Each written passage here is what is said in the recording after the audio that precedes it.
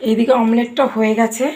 ঠান্ডা হতে হতে আমি একটা ব্যাটার বানিয়ে নেবো। এখানে 1 চিমটি লবণ নিয়েছি, আর নিয়েছি ময়দা, আর পরিমাণ মতন জল দিয়ে একটা পাতলা ব্যাটার বানিয়ে নেবো। দেখুন এরকম পাতলা একটা ব্যাটার আমি বানিয়ে নিই। দেখুন বন্ধুরা, অমলেটটাকে একটা থালার মধ্যে নামিয়ে নিয়েছি। এখানে একটা আলুর মশলা আমি নিয়ে নিয়েছি, দিয়ে দেবাম ভাজা মশলার গুঁড়ো। এই আলুর মশলাটার মধ্যে দেওয়া আছে আদা, রসুন আর শুকনো লঙ্কার গুঁড়ো, লবণ, হলুদ দিয়ে এই মশলাটা কষিয়ে বানানো আছে। মশলা বানানোটা একদিন আমি আপনাদের সাথে অবশ্যই শেয়ার করব।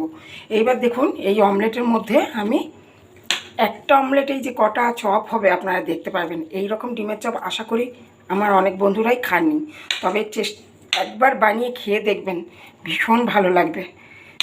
ঠিক দেখুন এইভাবে আমি পুরো যতটা ডিম আছে একটা শেপ দিয়ে নিলাম আলু।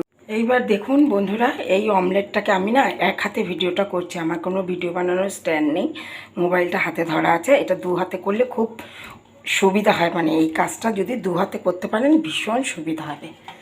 দেখুন ঠিক এইভাবে আমি চেপে চেপে ডিমটাকে লাগিয়ে দিলাম। এত সহজ, এর থেকে সহজ আর কোনোভাবেই ডিমের চপ বানানো যায় না। খেতেও যেমন সুস্বাদু আর সহজও। এইবার দেখুন ঠিক এরকম কোণ করে কেটে নেবেন আপনারা। এখানে আমি 4টে করলাম। চপ জানেন তো, অনেকে ভাবে বড় চপ ভালো, কিন্তু না, যত ছোট চপ হবে তত মুচমুচে হবে আর খেতে তত মজা হবে। এবার দেখুন বন্ধুরা, এখানে বেশ কিছুটা বিস্কুটের গুঁড়ো নিয়েছি, আর এই যে ময়দার ব্যাটারটা করে রেখেছি এর মধ্যে একটা একটা করে আমি ডিম ডুবিয়ে দেবো। পুরো এপিট ওপিট করে ডুবিয়ে দেবেন, আর এরকম কাটার সাহায্যে তুলে নেবেন। তাহলে কি বলুন তো বন্ধুরা, হাতটা লাগবে না। এইবার এই হাত দিয়ে বিস্কুটের গুঁড়োটা এর মধ্যে দিয়ে দেবো আলতো হাতে।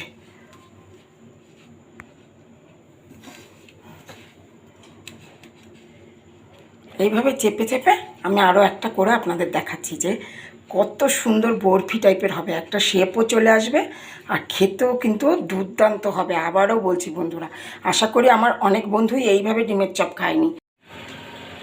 দেখুন বন্ধুরা, কত সুন্দরভাবে আমার চপগুলো রেডি করা হয়ে গেছে।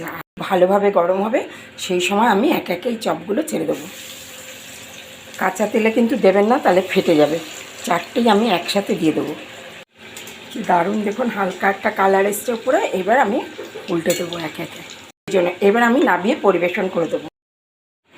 দেখুন বন্ধুরা, পরিবেশনের জন্য একদম রেডি হয়ে গেছে আমাদের ডিমের চপ। সস, স্যালাড সহযোগে এইভাবে গরম গরম পরিবেশন করুন ডিমের চপ। ভালো